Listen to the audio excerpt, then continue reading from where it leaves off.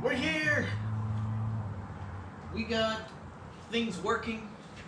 It's kind of a cooler day today, so hopefully my camera will not overheat this time. Welcome everybody. Let us play my music. We're looking for the best music video videos. Hey, Yeah, check out forget about this. One. Boom. Howdy. What's going on? Let's go shoes off. Welcome. Who's here?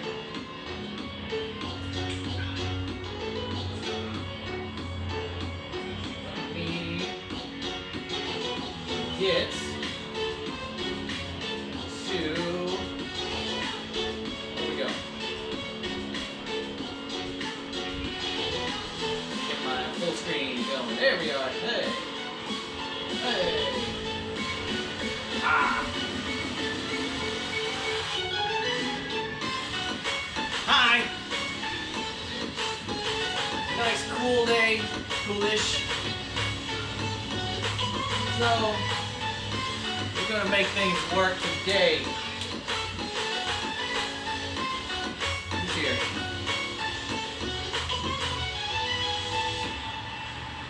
Right. Back that up. Now I got everything going.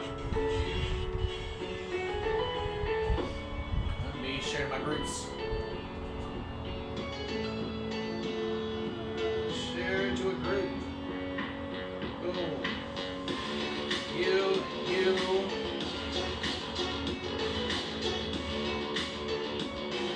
Alright. So,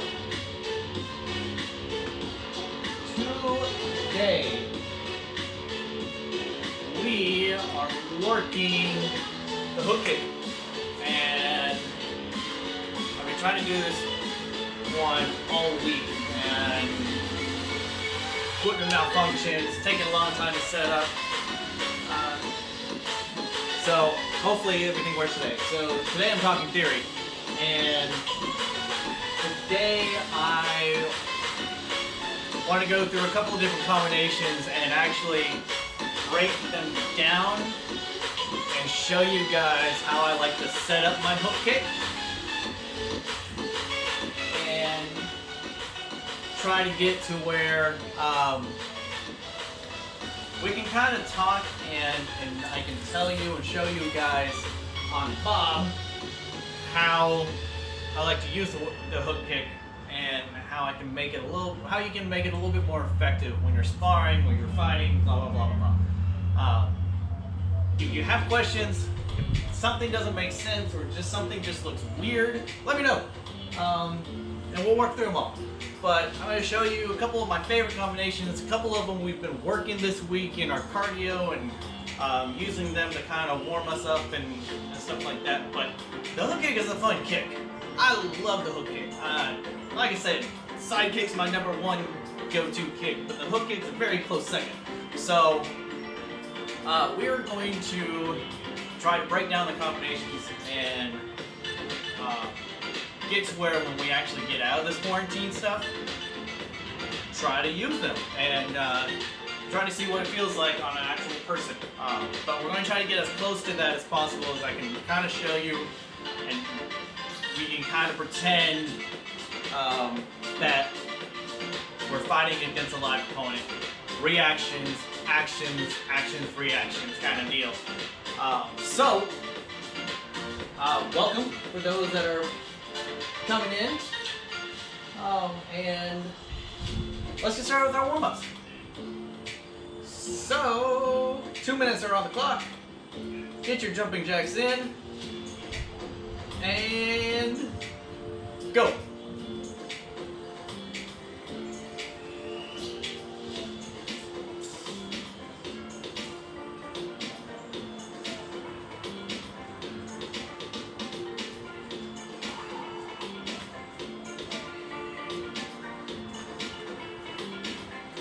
Apparently, I did not see today. So Feels nice. Overcasty day here in North Texas. A little bit cooler today, so we're not sweating profusely as usual.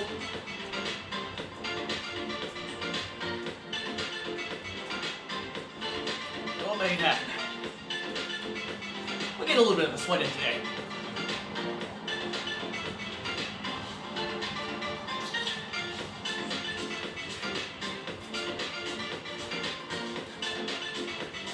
Hoping my equipment actually holds up today. Changed a few things. Hopefully it'll work. We've got less than a minute.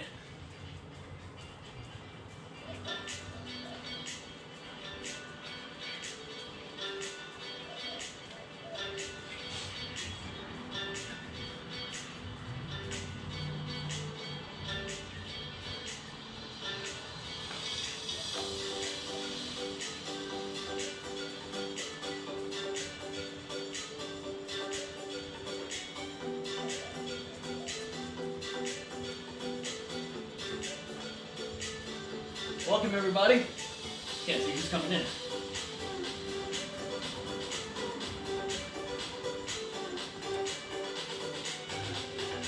Ten seconds. 10, 9, 8, 7, 6, 5, 4, 3, 2, 1. Feet show width apart. Go down leg. Ooh.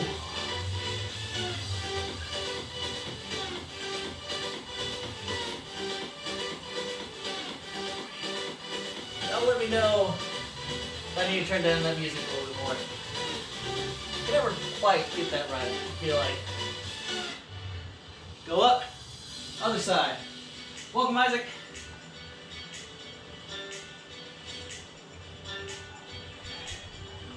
Stretch, stretch, stretch, stretch. We're going to still get in our cardio near the end of this.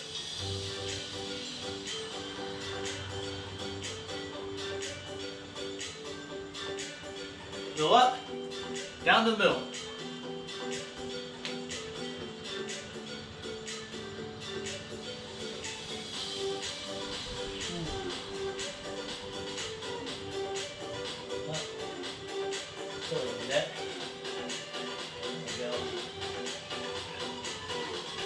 Come up, feet together, and down.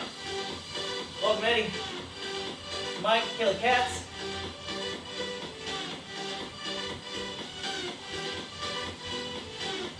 Pull arms, pull down, pull down, pull down.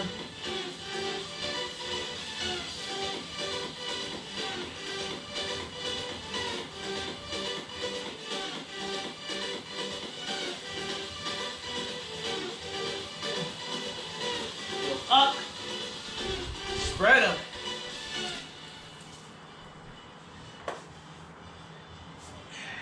Ooh. I am sore from yesterday. I will not lie.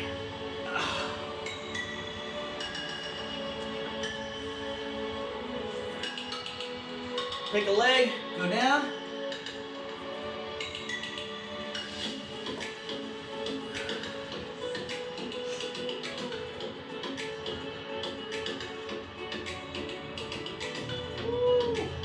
Very flexible. I don't feel very flexible, Eddie. I'll tell you that. Oh, other side. Feel like a 2x4. And everything hurts. I'm a hurting 2x4.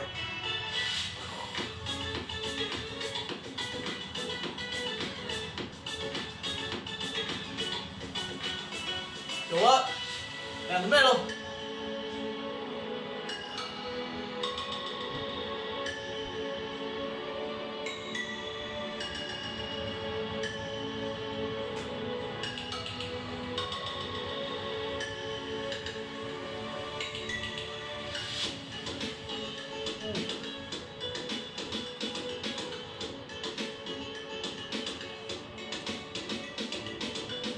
Go up, feet together, and down.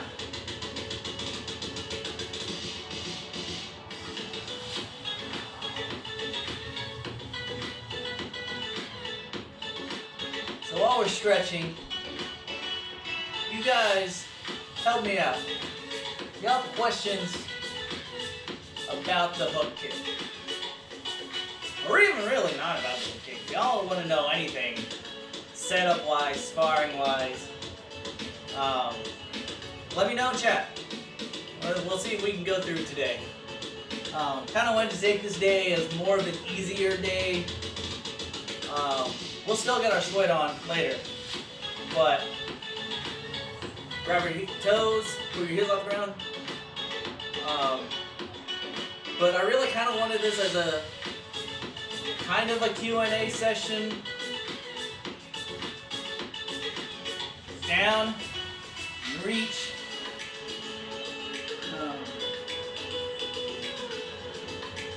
Just to see where you guys are at with it. You know, does it feel awkward still? Does it look awkward to you? Something doesn't feel right. Maybe I can try to work it out and figure out what's going on.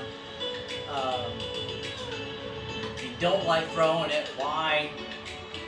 What makes you uncomfortable with it? Basically, you know, the way I fight with my feet. So, and it's very awkward for a lot of people who aren't used to that. So, you know, we'll try to use today as one of those days that just kind of gets you guys kind of thinking a little bit more about combinations with your kicks.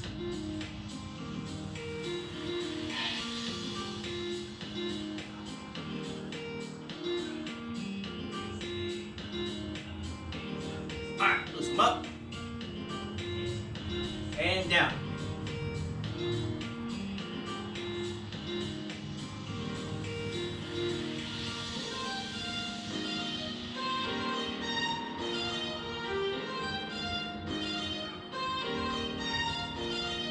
Loosen them up. That foot cramp. That's weird. Alright. Let's get up. So, Jimmy, Patty, let's turn this down a little bit so I can hear a little better. So,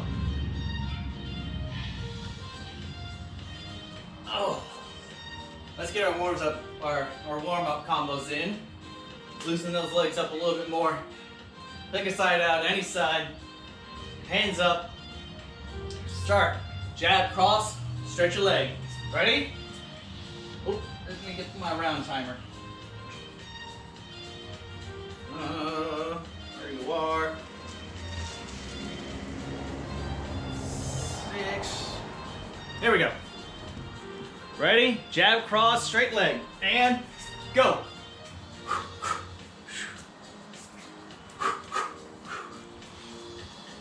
Start thinking if y'all have any questions about what y'all, basically anything we've worked on for the past, I don't know, how long have I been doing this? Week and a half, 2 weeks?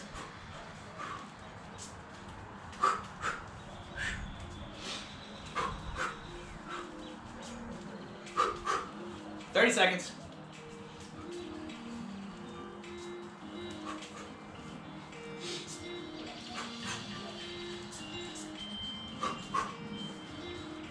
Keep your legs straight.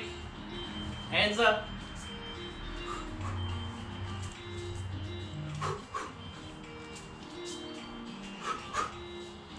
5, 4, 3, 2, 1. Other side. Loosen them up. Figure out what hurts. Welcome, Steve. All right, ready and go. Jab, cross, straight leg up. Do not bend your leg. I want it to stretch.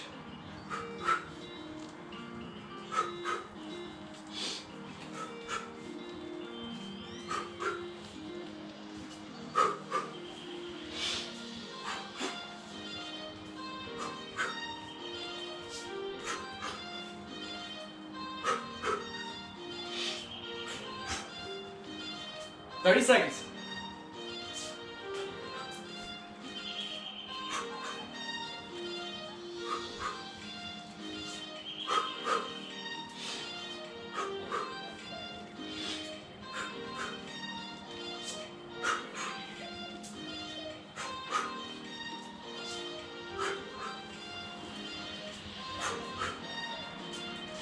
Five seconds.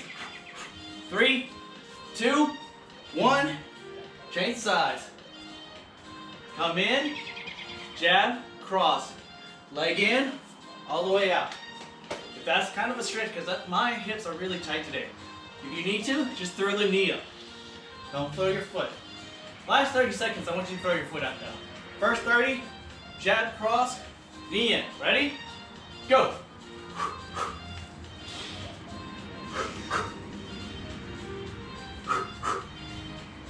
Make sure you're breathing. And just roll that hip out. You gotta loosen it up. This one's important. Especially for those hook kicks. Alright, throw that leg out. 30 seconds.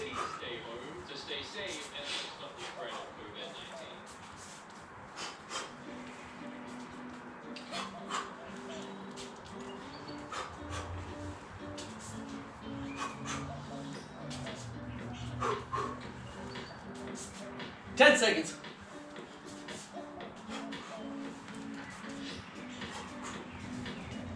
3, 2, 1. Relax. Stretch out. This is Sella. Twins. What's up? I know we're doing one with one of Master G's Masters up in Illinois. They're doing their Facebook too, but whatever. I was here first. All right. Jab, cross, roll that knee up. Ready? Go. Doesn't have to be straight. I just want that knee to go up as high as you can and as far out as you can.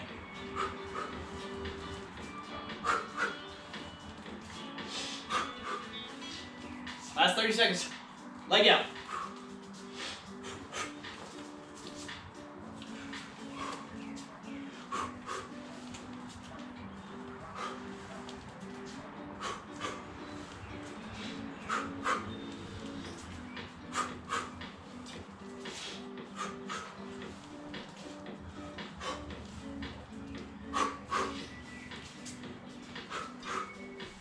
Three, 2, 1, relax. All right. I said look, I like it. Last bit. Jab, cross, just the knee. Come in, come out. I feel like these hook kicks they're killing my hips. I don't know about you guys. So, jab, cross, in, out. First 30 seconds, last 30, we'll throw the kick. Ready? Go. Jab, jab. Jab, cross. Jab, cross. Knee up. Knee out. Jab, cross. Knee up. Knee out.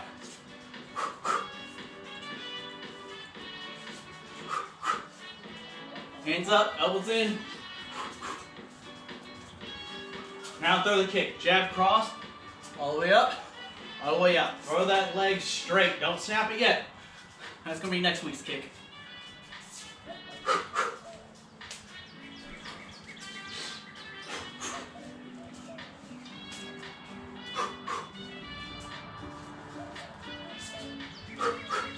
Five seconds.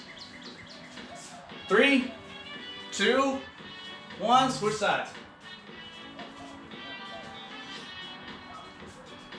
Here we go. Same thing. Jab, cross, knee in, knee out. In the last 30 seconds, we'll throw our kicks. Ready? And go. Oops, wrong way. Jab, cross, inside, outside. There we go.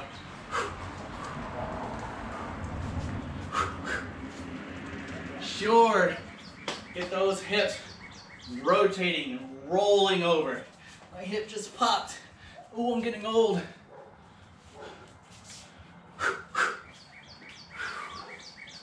Ooh. Felt felt good though. That was kind of weird. All right, last 30. Leg out, leg out. Hands up, by your face, elbows in. 10 seconds.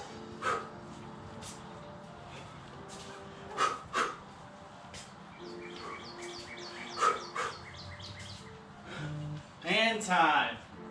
Get a drink if you need it. And then I'm going to talk to you guys for a bit. So, the technique that we've been working all week has been the hook kick. I feel like I've covered it a lot. And using it in different combinations to kind of, I don't know, open up some options for you guys. So, my question for you guys now is, does it still feel awkward? I know we've been throwing it since Monday, so it was what? 3 days, 4 if you count today. But we've thrown them a lot. And I want to know what you like about it, what you don't like about it. And if it's something because of the combinations we've been throwing, or you just feel awkward doing it, or you just don't see yourself using it.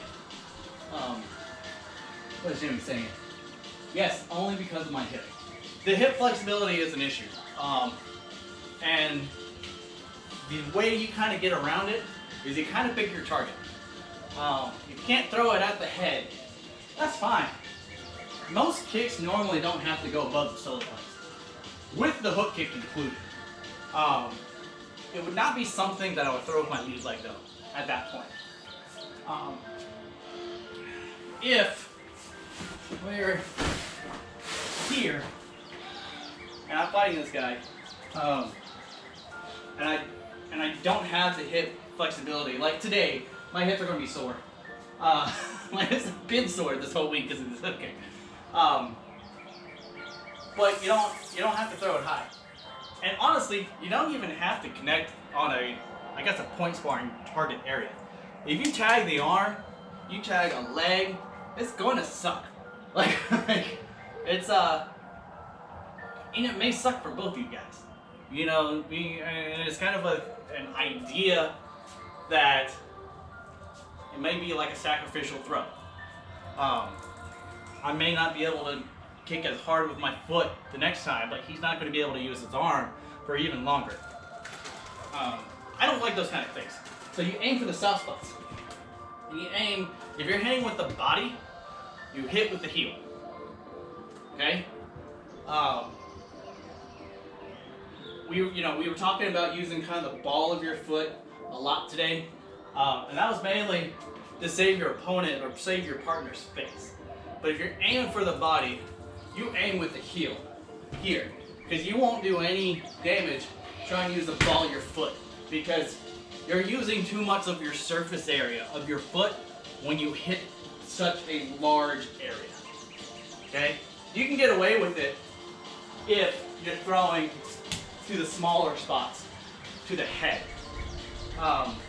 But for a target on the body, use a heel here. And there's many options to throw to the body with a hook kick. Even to the leg. People kind of don't do it because it's a dirty kick. It really is. Especially when you throw the heel. You can throw a lot of power into it. So when you hit, when you try to throw a hook kick low to the leg, it's going to chop. Again, you have to use the heel. Because you just, there's too much of a big surface, even on someone's leg, to throw that hook kick effectively and just slap with the top of your foot, or the bottom of your foot. So, back to the reason why you would do that though. Say I'm in an open stance, right? Here. And his arms are out. Or they're even down. You can sneak that hook kick really, really sneaky. straight to the gut, here. And your goal is to make it come up or even come out as close to them as possible. You don't want to swing it wide. They'll see it every time. Okay? But you can almost not even see it yourself because your eye level really only can cover up to the hip when you're close. From here up, I can see. So I could probably see this guy's arms. You almost have to use a Jedi sense to be able to see somebody's leg. But when you're this close, most people are punching. If I'm this close to where we're like in punching range here, this is a really sneaky kick. And all I'm doing is I'm just using it as an uppercut here. Come out, it's a side kick that missed. I'm going straight for that solar plex. In our tournaments, and if you want to be dirty, that's an open cup shot. You keep it low, and they'll never see until they've already been hit and your foot's already back on the ground. It doesn't have to be hard. Even for a cup shot, it doesn't have to be hard. Here, I can't aim for the cup. I'm going to hit this every time. But it's a sneaky, sneaky technique. And to make it even worse is when you use your hands. If you're this close, all you have to do is just throw something in their hand. You can even grab their hands. I've done this multiple times where I grab and I try to shove it back into their face. That way they have to concentrate on making this stiff and trying to keep them from rocking backwards. And as they rock backwards, what's open? Everything here.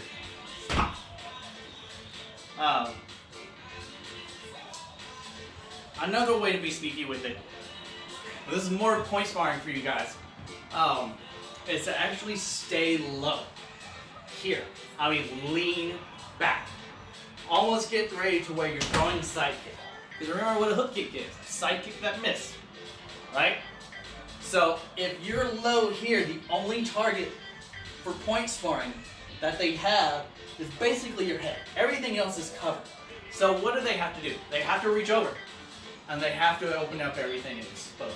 And if you don't want that side kick, or maybe if you get close and you're the first one to move, it's the side kick that missed. Hands up, go through your face, hook kick under. So you don't have to be that flexible. You don't have to aim for the high spots. I just like it because it's fancy. And I can still do it. It's really half the reason. It's just to prove to myself that I haven't lost that much flexibility yet. But the hook kick is just, it's a really, really sneaky kick because it can come under your line of sight. Here, I can't even see my own foot doing it. And I could probably still get somebody right in the crotch. If you're using it more for MMA or anything like that, don't underestimate just a hook kick to that front leg. Okay? Because again, you're here, they don't see it coming sideways. Everybody's always expecting the roundhouse. Everybody's ready to block the roundhouse. But if you come up here and you go out to chop the side of that knee, it sucks. And it gives them something else more psychologically to think about.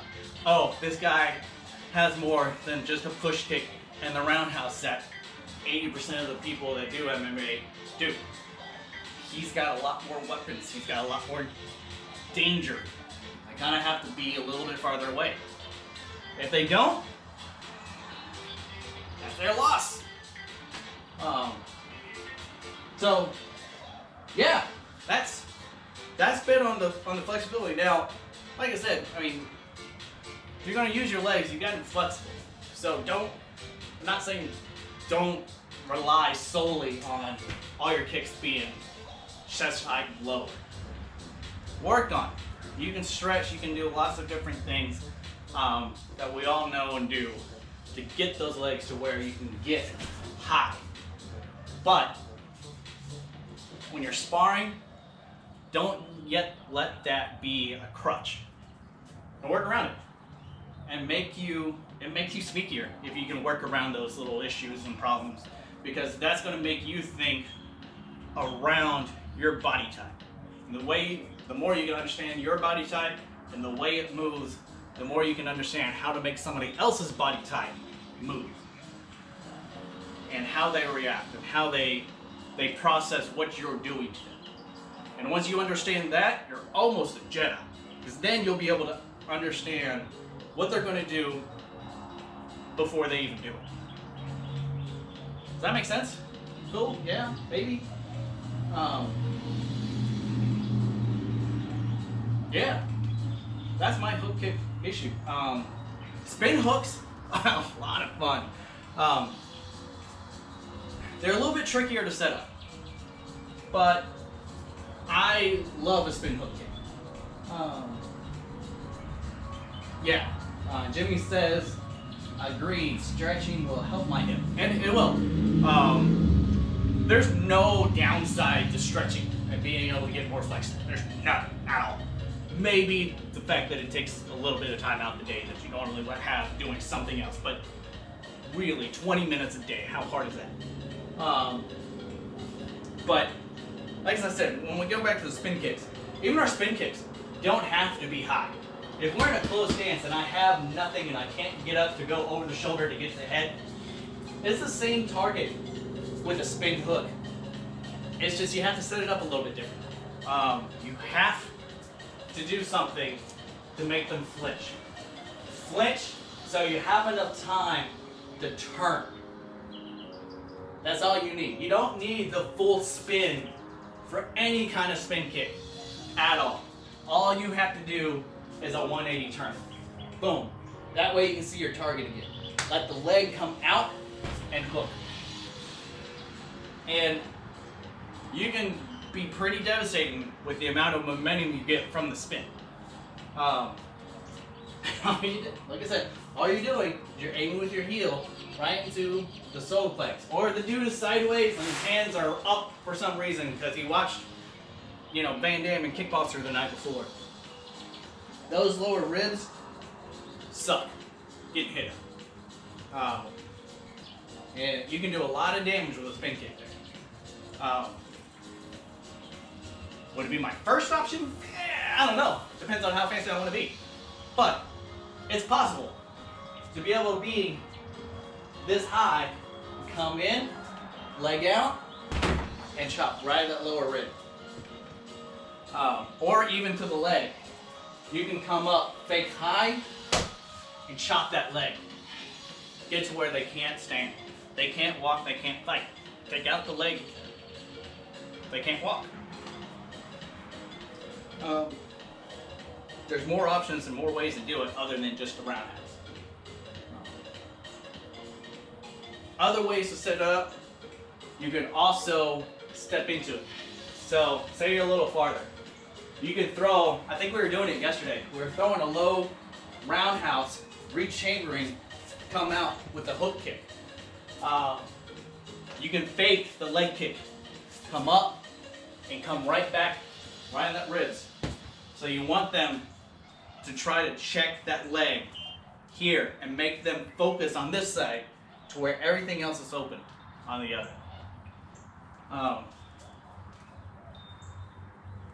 I like that one, especially the hook kick, because normally I would turn that into a side kick. If I fake the low kick, it chambers perfectly for a side kick. And it's that same C motion that we're using to throw that side kick. But you can also throw that leg low, get their hands low. Sometimes people even try to catch it and they'll lean over and it walks them right into the hook kick right across that jaw. And it's the same setup.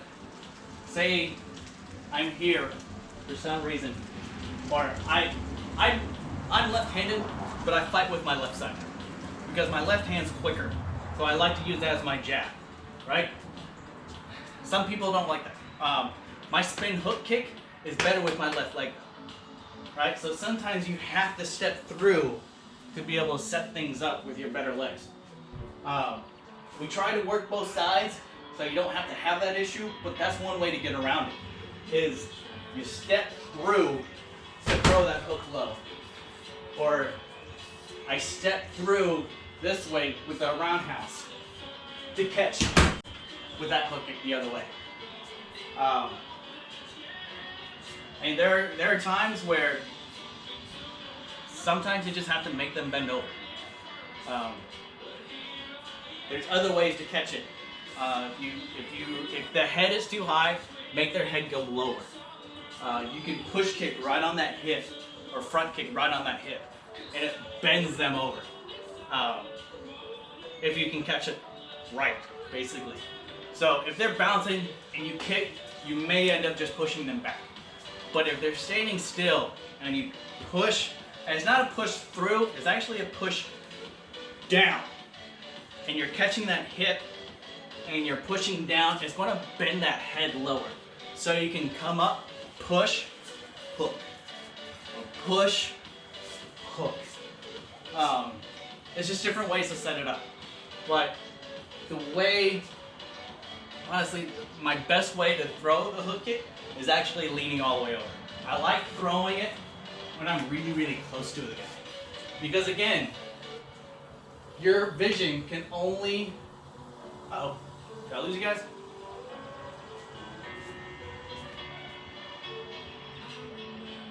Maybe. Hold on.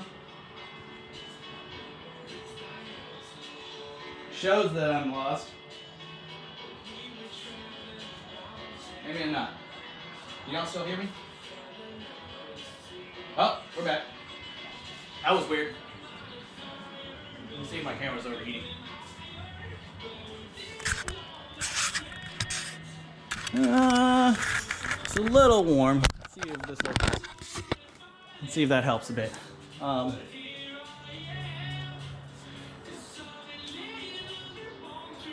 we still here? It's lagging on my laptop, but it's not on my phone, so.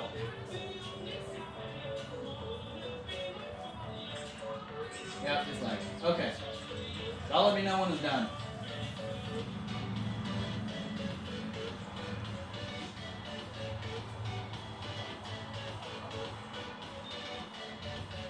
You good? Okay. Alright. We're back. I think we're back. So, my favorite way to throw this kick, like I said, was actually pretty up close. And it's going to go probably against everything that I've told you guys not to do. But that's probably why I like to throw it this way, because it's dirty. Because nobody expects it, because it's something that you're not supposed to do. And it's basically a retreating hook kick, right? So you're up close, you're punching, or you're in a tie-up, or something that keeps you close. You can't get the takedown, or you're not letting them get the takedown. Cool. As you break here, what I like to do is I like to throw my head straight down, this way. Okay? As I go down, my leg goes straight up, here. People will even touch the ground this way to throw that hook. And remember where the power of the hook kick comes from. This comes from the snap of the hip and the snap of the knee. So as I go low, I'm turning my hip and I'm snapping my heel to my butt. Here. Boom. And it's a really, really sneaky kick because I can throw it with my hip almost touching the guy. Here. And I'm going over everything. I'm going over his defense. And I'm aiming for that jaw.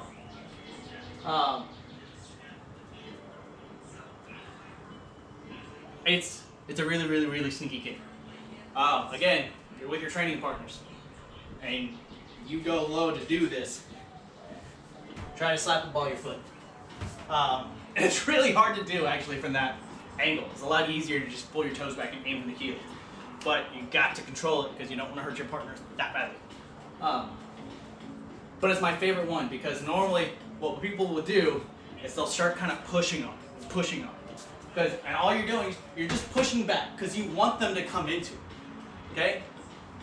People's normal reaction when they feel a force on them is to meet force with force.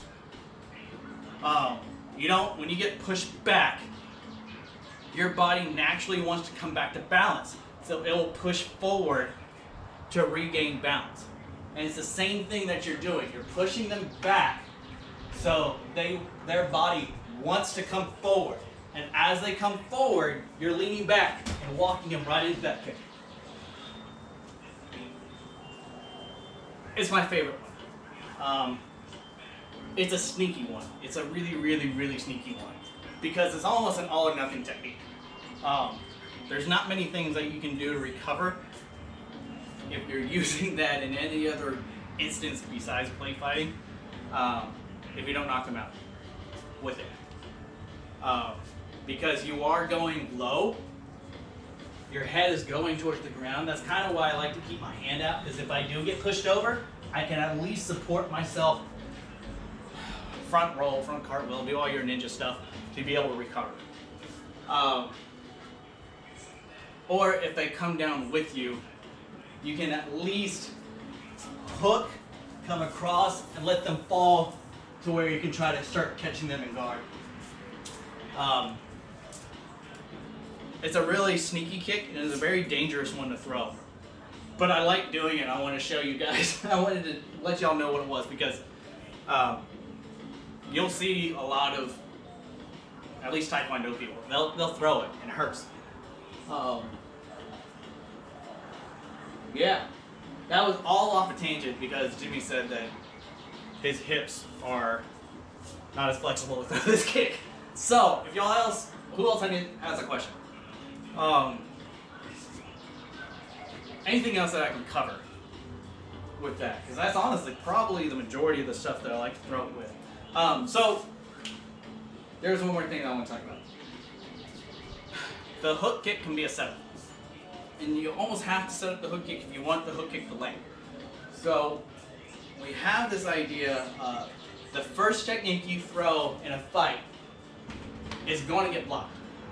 There's almost very, very rare times where you throw one punch or you throw one kick and it lands. And it lands enough to do damage to end the fight.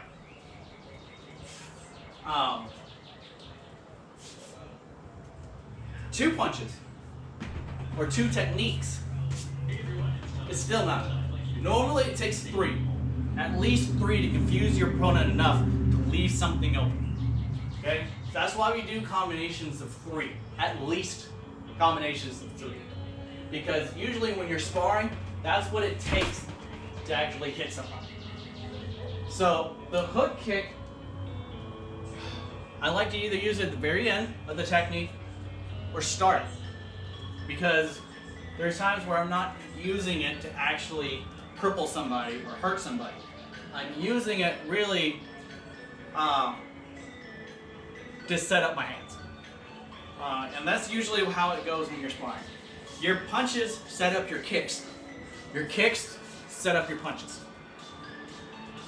That combined with the movement, you basically take control of the timing, you take control of the distance, and you take control of the angles of the fight. Oh yeah. Okay. So when you're trying to control those three components, you're trying to control the time, right? So you want the guy to be off their time. So you just start throwing things just in his face, just to get him to think about something, right? Because the more you think, the slower you are, okay? The distance, you have to control the distance. I do not let him come close enough to me to where he can do what he wants, right? If he wants to take me to the ground, I don't let him. I keep him as far away and I hit him as hard as I can to keep him away from me, right? I don't want to be in his distance, because if he has longer legs and arms than I do, I have to get closer to him than he has to get close to me. He can keep me at bay and still be able to smack me if his legs and arms are longer than me.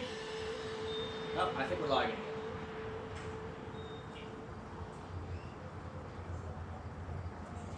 Maybe. Maybe. Yeah, no.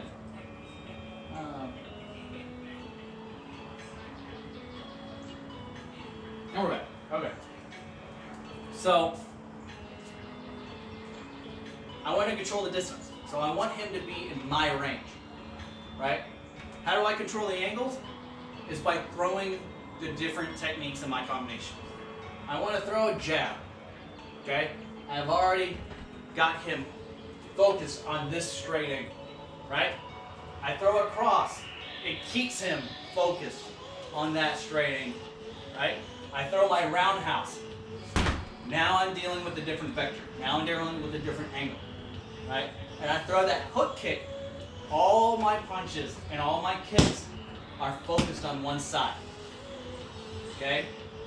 That way, he is more thinking about blocking his right side than his left. So I throw jab, cross, round, touch, and I can come back with that hook kick wherever I want it to. Because he's now focused on trying to crunch up and block my punches here. What's open? His ribs, his groin, kidneys. It doesn't have to be high. And what's great about the hook kick is that it can come around their guard and sneak through the little opening.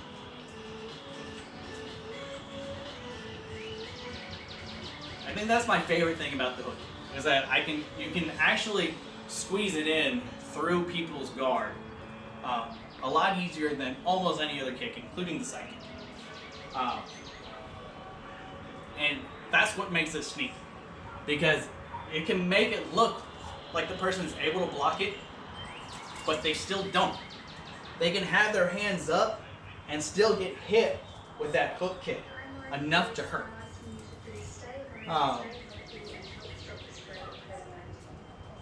Yeah, so that's it. That's my hook kick. That's my hook kick theory. I feel like I was freaking everywhere. There's no streamlined process to any of that information because I had no speech ready. It was all just raw, throwing out stuff. But it's something to think about. It's, when it comes to sparring and when it comes to your body anatomy, your opponent's body anatomy, skill, mindset, cardio, a lot of things come into factor. And the hook kick, it's just another tool you can have. It may not be necessary every fight, but it's something to have when you need it. It's one of my favorites.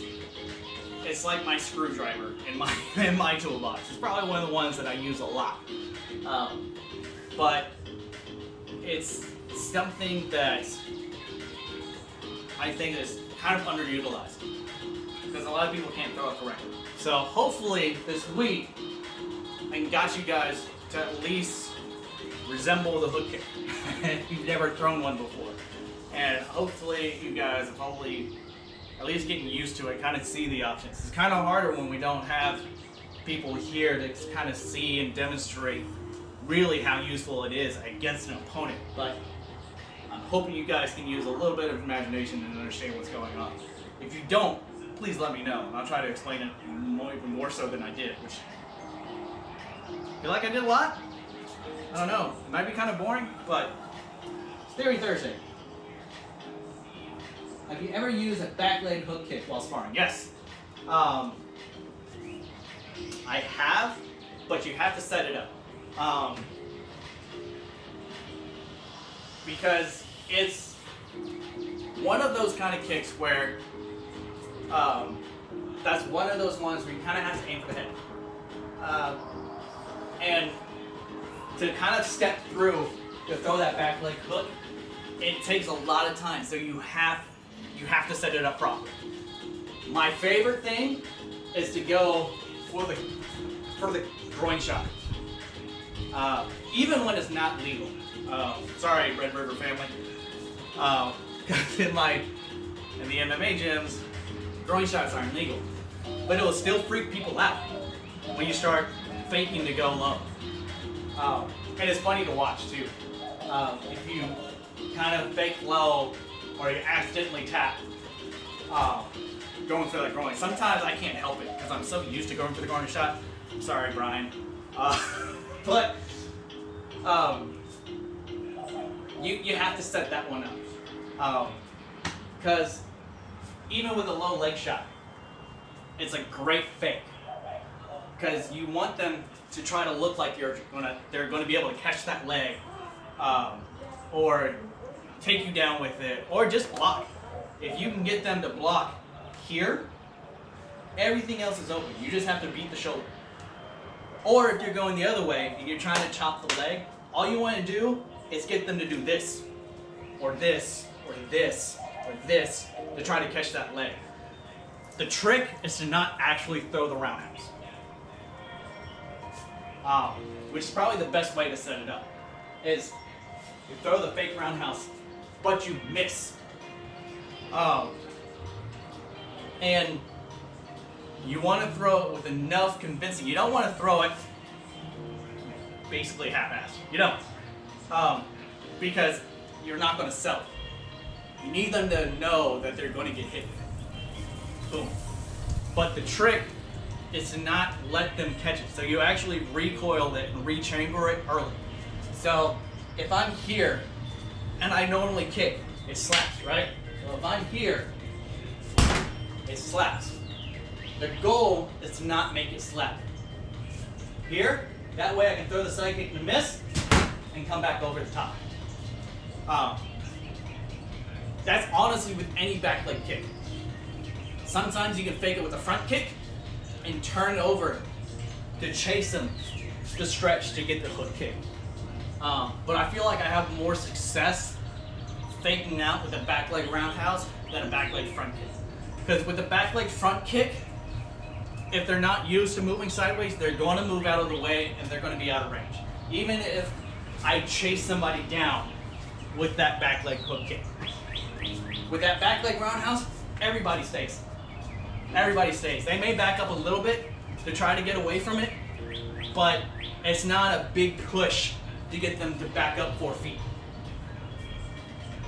Good question. I like that one. The back leg hook kick is useful. I like to throw it when I'm off sides. Again, my left leg is the better kicker out of the two. So sometimes I can sit here and I'll toy and I'll change sides. Maybe I'll throw that roundhouse and I'll stay here. I'll jab. So the way I come back to my normal side out is to fake it and hook. And then I'm back. Gotta throw something. It's fun. It's a very, very fun kick. Especially when you know you're just kind of toying with the guy. My favorite thing, absolute favorite thing to do while I'm sparring is to make somebody flinch. You know, whether it just be a stomp or a little stutter or just a fake kick. Here, anything that throws your knee up into their line of sight is going to make somebody flinch. Especially if you're actually close enough to hit them. Oh, am I lagging again? I think I am. Oh no.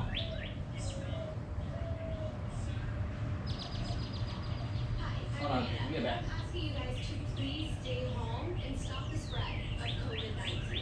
Okay, we're back. Alright, so if you can make somebody stutter, you've already beat them mentally. Completely. You can almost have your way with it until they make you stutter back. Because now you have it in their head that you can hit them whenever you want and not hit them whenever you want. So if I'm here and I just throw a punch, I'm not even close enough to hit this guy. And I throw it, I throw a punch, and he flinches. Now I know where his hands go when I actually throw the punch.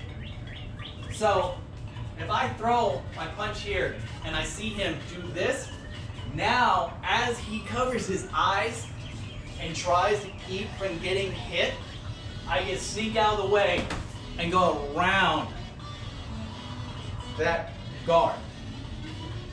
And it's the same thing with a hook.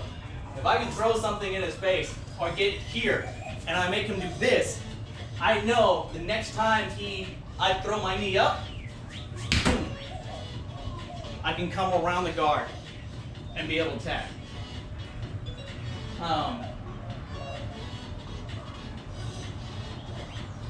Anything else? Somebody hit me or something. I got nothing else to talk about for my theory. A lot of setting up the hook kick is also the footwork. If your feet aren't in the right place, even with that back leg hook, if my foot doesn't land where it needs to be, where I'm close enough, it doesn't work.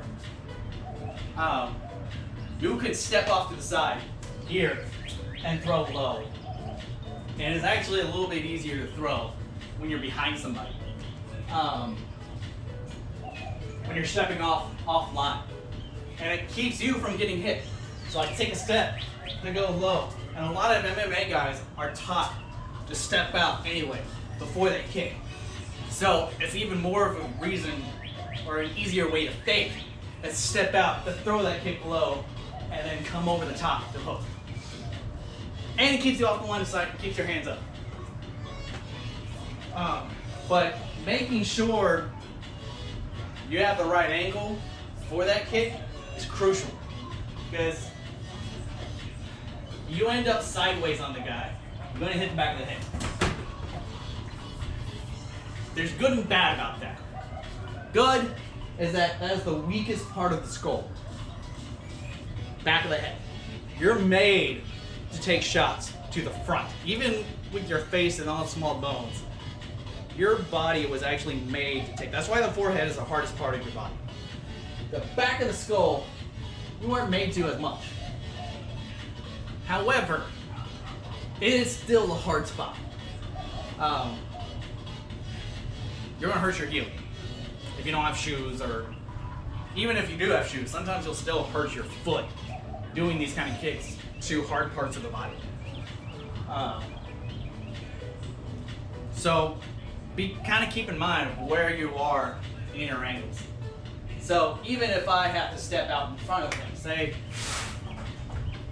we're sideways here, I throw that leg low here, so I have to take a step, boom, low to come back and over.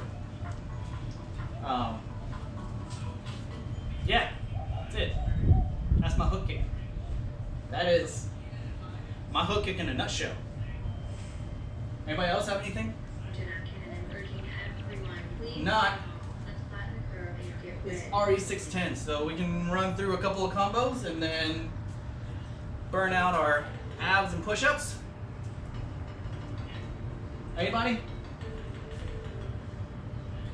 Let's see.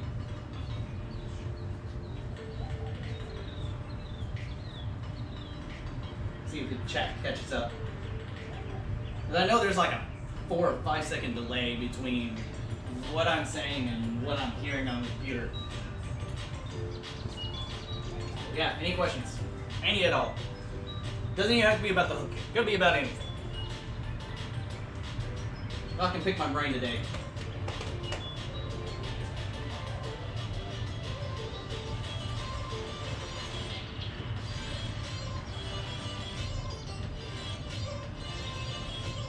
Oh, here we go. For you flexible youngsters that can kick head level, you can do a hook kick, and if the opponent ducks as they come up, they'll get hit with a roundhouse. Very, very, very true. Here's what she's talking about. Say, well, I don't know if I can take this view completely off. There we go. Say he ducks. This is him ducking, right? I aim for that hook kick, and I duck. The reason why we kick ourselves in the butt for 2 reasons. One, that gets you the most power. Second, it chambers you perfectly for a roundhouse. It does. Here, comes back, boom. You don't even have to put your foot down. And it's another way to kind of set it up. So, another way I like to throw this hook kick is to hit both sides of the face. Both sides of the head. And it's slap, slap. So, here, boom, boom. Okay? You touch with one, you hit with the other. And it's attacking the different angles. They're focused on stopping the hook kick on one side and then they get hit with the other.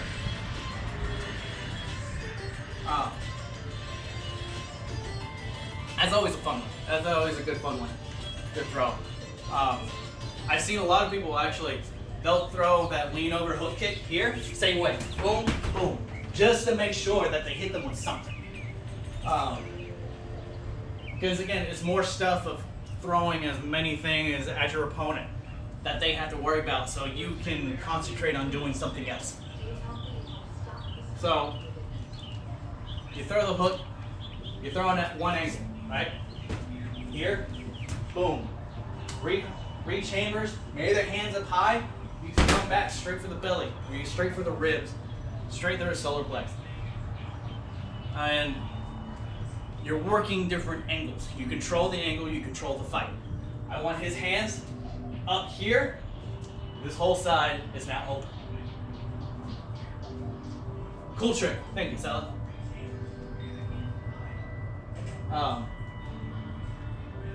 That's also why we rechamber a lot of things for all our kicks.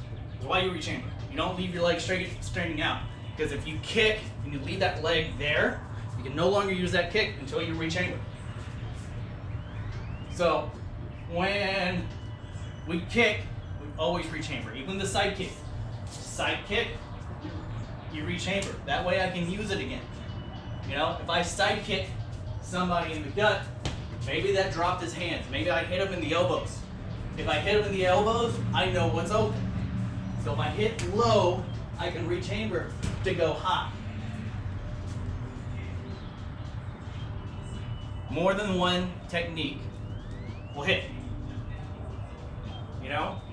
Sometimes I've seen people throw multiple side kicks because you can rechamber. 1, 2, 3. You're getting them to concentrate on one angle so everything else stays open. That's the idea. Same thing with the jab. So jab, I'm making him focus here. That way I can come back and lean over for that hook kick. Same principle. Everything comes off the snap. If I leave my jab out there, I can't use it again until I bring it back. It doesn't work. I can't do this. There's nothing in it. All that's going to do is leave me open. So like hit, rechamber, hit, rechamber. Go after something else.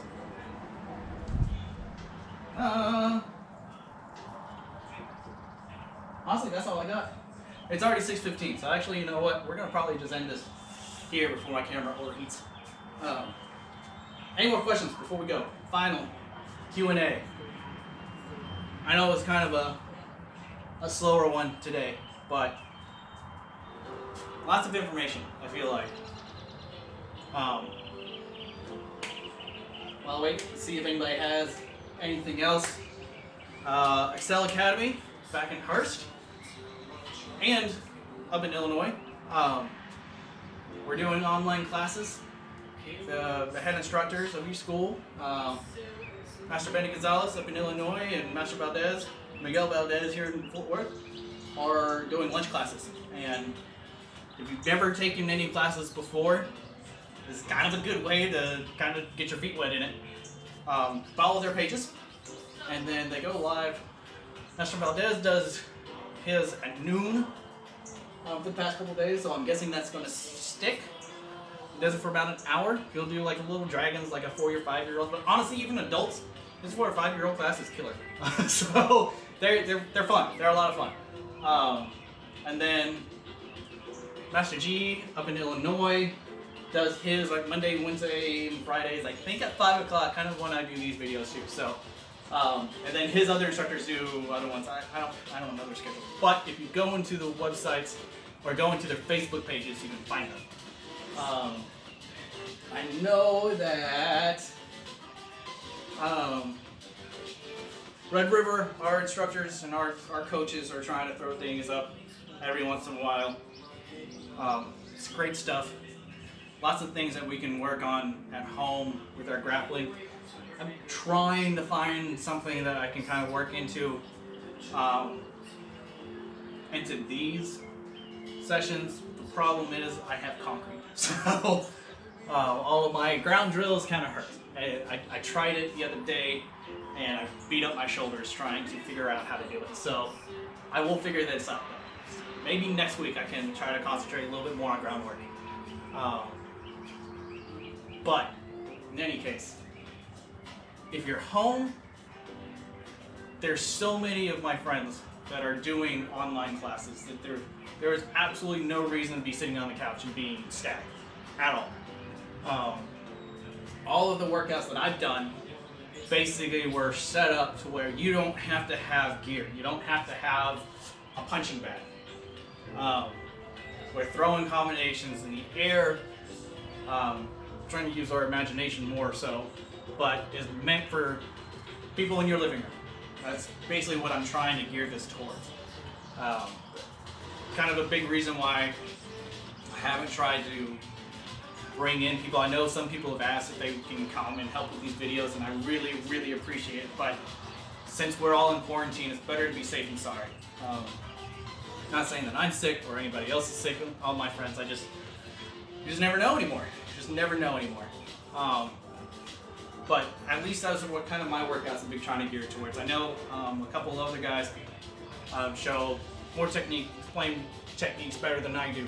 By all means, go watch them all. Go watch them all. There's no reason to. Everybody's just sitting at home playing on Facebook anyway. So, there's a bunch of different groups. I know our Crazy 88 page. We're discussing lots of other options for that Fight Night group.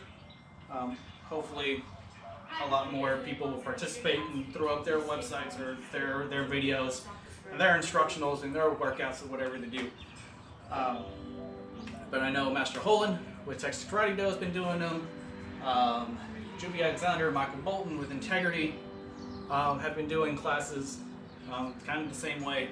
Go find their pages. They're awesome people. Who else? Who else has been doing them? A lot of people have been doing these, these classes on, Legends Dojo with Grandmaster Bro since. I know he's been doing some. Like I said, there's no reason to be on the couch. None at all. There's no reason why we can't get a workout done. There's no reason why we can't learn something. Even with the issues that we have here. No gear, no mats, nothing. Partner. But there's absolutely no reason why we can't do this. So we'll survive. We will survive because that's what we do. That's all I got. Go visit my YouTube page for all the videos. I'll upload this tonight, so it should be at least, if it's not like midnight. I don't know why my videos take so long to upload to YouTube, but basically all my editing is done off my phone. And all of the uploading stuff is done on my phone because my computer can't handle anything anymore. I don't know why. But I found a way. It's working so far. I hope y'all are enjoying it. I hope y'all enjoyed today. Tomorrow we will end the week just burning everything out. So we kind of use today as a rest day. Come back tomorrow, 5 p.m. here. If you can't catch it here, catch it on the page, catch it on the Excel Academy. That's the other thing, on the Excel Academy students page, I will try to upload all my videos so y'all guys can go back and do some more. But in any case, yeah, go check out the YouTube channel because that's kind of cool. I'm kind of proud of that one. It's bare bones minimum, just has videos on it. So we'll make it work. But it works. It is cool to me, at least. Is that it? I think I got all my shout outs that I need to. Yeah, good times. Guys, if y'all have anything else, I don't know if anything else is here. Hi Candace. What's happening? We miss you in our fight nights. Yeah, that's it. I guess I'll call it. Y'all have a good night. Y'all be careful, guys. Like I said, stay indoors so we can go back to real life one day soon. If y'all have any questions at all, let me know. If y'all don't want to do it in chat, or if you think of something later, send me a message, and then I can address it tomorrow before we actually get into our workouts, or I can do it over the message, whatever. By all means, I'd love to see what y'all are thinking of, what's been happening so far, at least in these videos. Yeah. Cool. Guys, until tomorrow, 5 p.m. here in my garage, as usual. 5-ish, as usual. Ish. I will see y'all then. Stay safe, stay healthy, stay fit. Class dismissed. Get that. Bye, guys. Love and miss you all. I will see y'all again soon. Peace.